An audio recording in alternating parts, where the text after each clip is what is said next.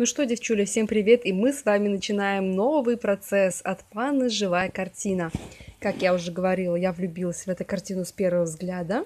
Вы можете здесь увидеть котика, который устроился удобненько возле камина, и его сопровождают повсюду мышки. Мне кажется, это будет очень яркий и очень быстрый процесс. Будет он размером 40 на 30 сантиметров, и я думаю, что все будет хорошо. В общем, он был вот такой вот упаковки, похожий чем-то на Dimensions, на 2 кнопочках, но его не держало ничего, кроме скотча. При желании его можно было спокойно открыть и хулиганить, скажем так. Итак, у нас обложечка. Здесь небольшая рекламка, которая тоже рекламирует процессы. Вот это мне тоже очень картинка нравится. И вот это очень красиво. Ну, вот это больше, потому что она как бы прям лето-лето, а это больше на лужицу как-то смахивает. Я еще, кстати, пригляделась себе еще один наборчик, который я буду точно тоже покупать. Инструкция у нас вот такая вот интересная. Здесь все подробнейшим самым образом нарисовано. То есть чертовски трудно будет, как мне кажется, ошибиться и сделать что-то не так, потому что все цветное, все крупное и все хорошо написано. Еще знаете, что меня прикололо? Что где-то здесь было указано, что если у вас чего-то не хватает или что-то не так, напишите номер упаковщицы, который у нас вот здесь. Обычно же они бывают маленькие бумажечки, которые мы сразу выкидываем и не смотрим, а здесь от будет, наверное, упаковщица, если она сделает что-то не так, накажут. И вот здесь мы видим огромный А3 лист с самым подробнейшим описанием вообще всего, что только можно увидеть в этом наборе. И какой только вопрос у вас не появится, мне кажется, здесь есть по любому поводу ответ. То есть вы видите полноценных 4 А4 листа, да, если по отдельности считать. Все виды швов, все про все. Для наглядности даже в цветной, если вдруг кто-то не понимает язык текста. И вот они, наши ниточки. Сколько здесь у нас цветов? Что-то я даже забыла посмотреть. 24 получается. 24 цвета, и они не завязаны, они просто вот перекинуты. Мне кажется, это тоже довольно-таки удобно, потому что это, во-первых, конечно, и экономит времени тем, кто упаковывает, и нитки не так мнутся при своей, скажем так, транспортировке и при хранении. Ну и вот сама ткань, это обыкновенный габардин, на таком мы печатаем флаги на работе. Обрезан он, кстати говоря, тоже по-горячему, то есть он ничего не рассыпется, с ним ничего не будет. Наша иголочка. И вот наша тряпочка с логотипом Панны. Вот так она выглядит. Ой, у меня чешутся руки, я уже сейчас пойду и нацеплю все это дело на раму и буду вышивать. Я обожаю такие яркие цветные картинки, прям ощущение, что мне 5 лет. Вроде бы взрослый человек, уже давно должна перестать такой, скажем, даже не знаю, как сказать, такие детские сюжеты, скажем так, мне уже не должны нравиться, по сути дела, но я не могу пройти мимо. И мне не стыдно, да, мне не стыдно.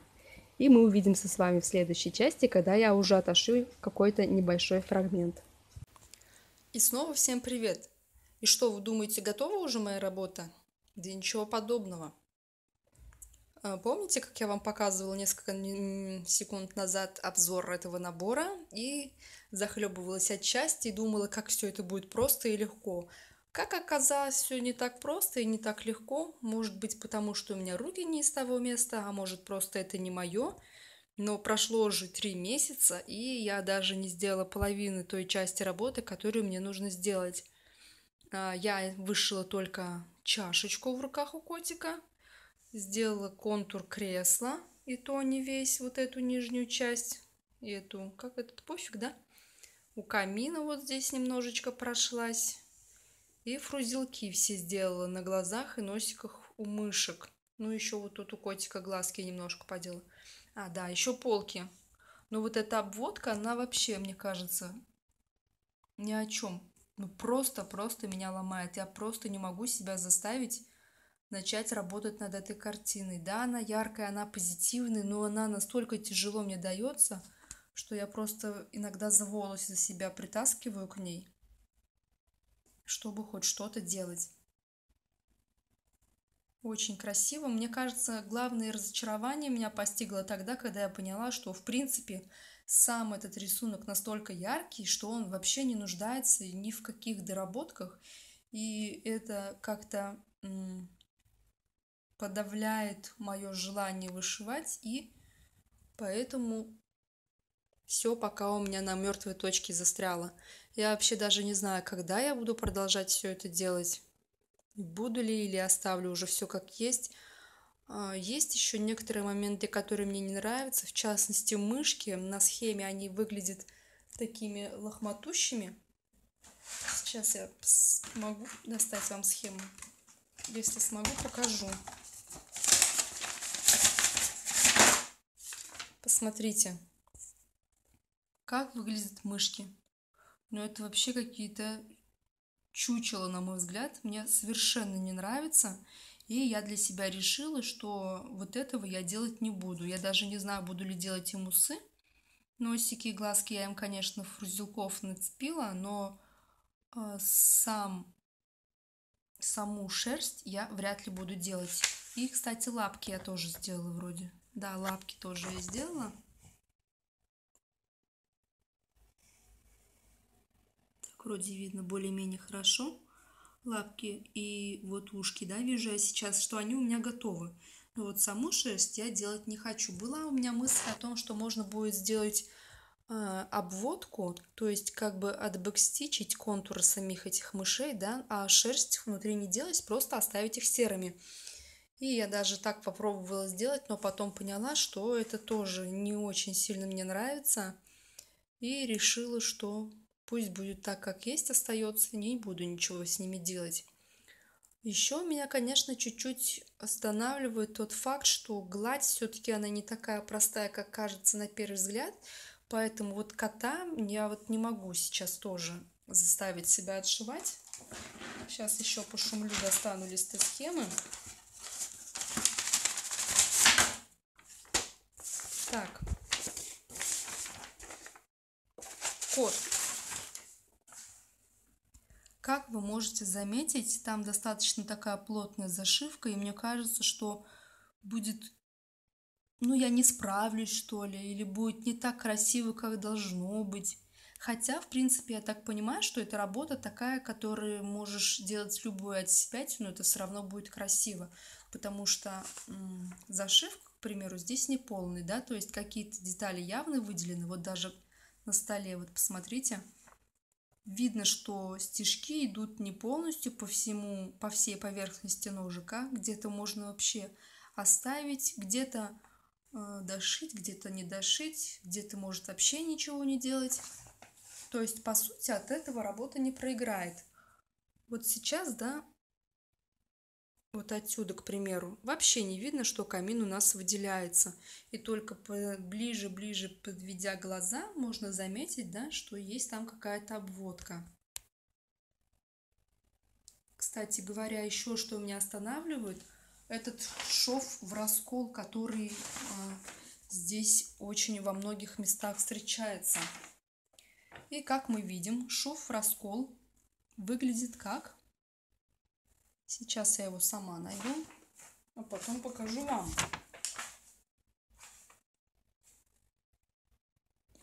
Вот он, шов в раскол. Как вы видите, нитку надо, иголку надо вонзить посередине нитки. Но в чем вся загвоздка? Загвоздка в том, что вышивка идет вся в одну нитку. И как вы понимаете, вот в эту тонюсенькую ниточку воткнуть иголочку, это уходит столько нервов, что я просто иногда психую и плюю на этот раскол и делаю просто бэкстич, как вот здесь, к примеру. На камине тоже должен был быть шов в раскол. Я подумала, ну нафиг я еще буду портить себе нервы и глаза. И вообще, и решила отбэкстичить здесь. И я думаю, что я буду делать здесь на всей картине Там, где я еще должна буду вышивать этот раскол, я буду менять его на бэкстич. Это, конечно же, не знаю, когда произойдет, потому что я не знаю, когда я смогу еще раз заставить себя сесть за эту работу. Вообще, конечно, если сесть и вышивать, не халтуря, да, все это двигается достаточно быстро, но меня все-таки пугает и настораживает эта новая техника. Все-таки я поняла, что это не мое, и что я вряд ли захочу еще раз попробовать живую картину. Все-таки это вещь, дело на любителя, и я, наверное, воздержусь от следующих покупок, хотя я была настроена, скажем так, оптимистично и хотела еще некоторые вещи прикупить от этой фирмы. Но главное, я попробовала, поняла, что не мое. О покупке я, конечно же, совершенно не жалею. Я же должна была попробовать решить, нужно мне это или нет. Потому что чье-то стороннее мнение, конечно же, для меня не подходит. Потому что я все-таки другой человек. Все мы разные и никогда не знаешь, что подходит тебе, а что не подходит. Что получится, что не получится. Поэтому надо пробовать, узнавать что-то новое. Ну, даже не знаю, когда будет новый отчет по данной работе, потому что я даже не знаю, когда я захочу за нее сесть снова. Вот сейчас смотрю, такая она хорошая, такая яркая, может быть, даже вышью пару ниточек, а может и нет. Ну, не знаю, в общем, я не буду загадывать, но буду надеяться, что хотя бы в этом году я вышью эту работу. Тем более, что осталось-то совсем немного. Вот этот угол доделать, вот тут немножечко тумбочку. Ну вот в основном здесь остался левый угол, который нужно доделать. Здесь осталось немного у камина и самого кота зашить вот этими стежками, анималистической гладью. И, в принципе, я думаю, я на этом закончу. Не буду ничего думать. А может, я даже и не буду. Сделаю усы этому котяре. Возможно, кстати, почему эта мысль мне не приходила раньше? Да, возможно, я просто ему сделаю усы, доделаю глаза, и работа над котиком будет завершена. Слушайте, хорошие мысли иногда мне приходят в голову. Ну вот, буду с вами прощаться и увидимся с вами в новых видео. Всем пока-пока.